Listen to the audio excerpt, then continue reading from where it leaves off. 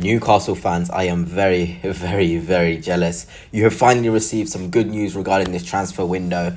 And my word, one hell of a player you're getting. We'll talk about him. We'll talk about the tactics, the players that he'll sort of play with, the system. It's all looking very, very exciting. But before I begin, if you are new here, please hit the subscribe and the like as well. It'd be greatly appreciated. But let's start with the big news, the bomber, as you like to call it. And it is from Fabrizio Romano saying exclusive. Anthony Elanga to Newcastle, here we go. Deal in place to club with Nottingham Forest for 55 million. Agreement also in place with the players camp on long-term deal. Excellent addition for Newcastle United. And of course, initially, I thought this is a lot of money. And I read the comments of the last video. A lot of you guys were like, look at the other wingers out there and how much money they're going for. Look at Jamie Bino-Gittins, a player who's playing for Dortmund, demanding 55 to 60 million pounds. Then you look at Elanga, who's Premier League experienced, knows the league.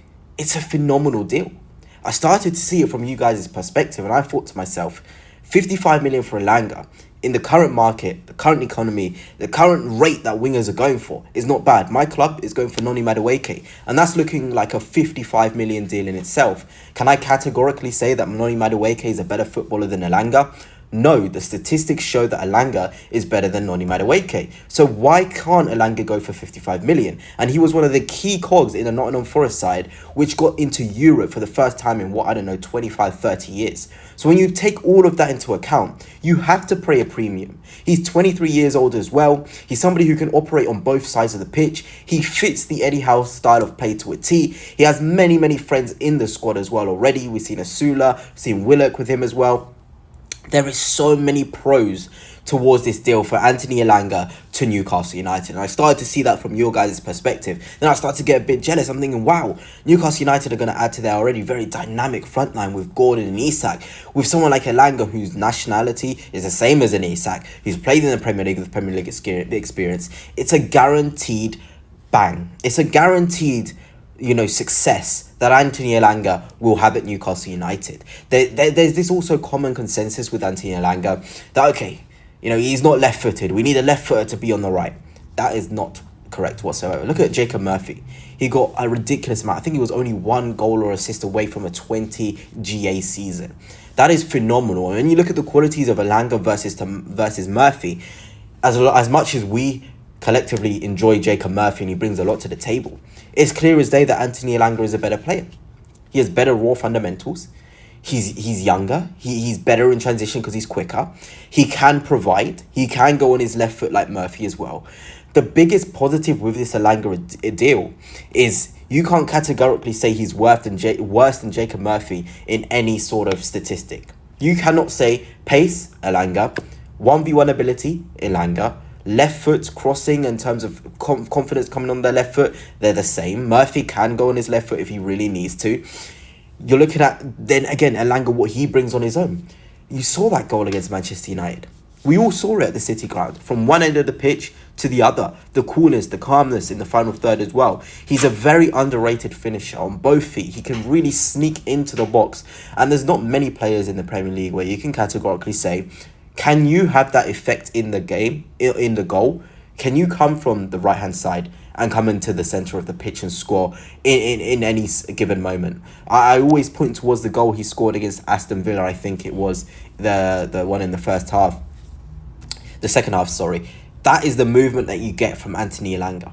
It's constant threat. And that is not even to mention his top 5% athleticism, which I really think as a pure athlete, forget about technical abilities, Anthony Elanga has it.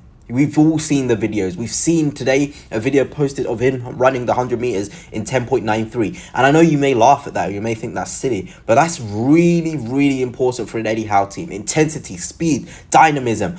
Those are the three non-negotiables when you're looking at Eddie Howe and Newcastle United. And already Elanga ticks them straight off. And I did say I would look at the possible iteration of Newcastle United with this signing of Anthony Elanga. And I also sort of put into account the other signings that could happen this window. And I know Shah's not there. I know Dan Burn is not there. They'll obviously play from the get-go. There's no chance Botman and Scalvini get thrown straight into the lineup. But my word, if you're looking towards the future of Newcastle United, when Burn and Shah genuinely do just become rotational backup pieces, wow, this is a team that can grow together. And I'm seeing this strategy deployed by a lot of teams all over Europe, by everybody within the same age group, so that they can develop and grow and have experiences together. You're looking at that midfield three. I think Bruno and Tonali are very close in age. I haven't got the specifics. Joe Linton's one of the older heads, but you need those guys in the side. You genuinely do. Then you're looking across that back five, actually. Hall, Botman, Scalvini and Livramento with Trafford. Very young players who can genuinely all grow together and can genuinely have impacts for a very, very long time. That is so impressive. Then you're looking at the front three. Someone like Alexander Isak is heading towards his prime now. The perfect sort of scenario for centre forward. You're not going to be able to get a young centre forward in who's going to hit the ground running. So why not have one of the best centre forwards in the world in Alexander Isak leading your line, whilst you have Gordon, who's now 24, 25, getting into his proper, like you'd expect now. He has the experience of the Premier League where he can properly go into a season and be like, Anthony Gordon will get me 20 goal contributions this season. Anthony Gordon will 100% score X, Y, Z amount of goals because he has that experience. He has that know-how of Newcastle United. He understands the non-negotiables when you're in an Eddie Howe team. And then you look at Anthony Elanga on there. We've already talked in major depth about his qualities in terms of goal scoring and providing. I think only two players have more assists than him over the last 2 seasons, Ollie Watkins and Mo Salah. And when you're looking at that as a statistic, I'm so sorry. You can't go against it. For 55 million, like I said, I was very much against it. Then I started to see from your guys' point of view, that is a fantastic deal in this current market. It genuinely is for somebody who's already topping statistics like that in terms of assists and goals, who's only really had 2 consecutive seasons as a starter. It's genuinely a phenomenal coup from Newcastle United. And, you know, I did talk about other right wingers out there, the likes of Adeyemi, Zagrova, and other players like that who can genuinely come into Newcastle United and offer something else in terms of that front line. But if you're going to look and add a different profile into that team, that loses the identity of Eddie Howe. His whole game model is on dynamism, on speed of attack, on getting the ball from one end to the other. If you get a different profile who's used to a slower paced game, that just completely loses the point of Eddie Howe. And I think that's where there was a lot of conflict between him and, of course, I think it's Paul Mitchell, I keep on always forgetting his name, who was the previous sporting director, because he'd probably look at certain profiles and be like, you know, let's mix it up. I genuinely do still believe Newcastle need like a proper 10 and somebody to be more creative in the final third. That'll come.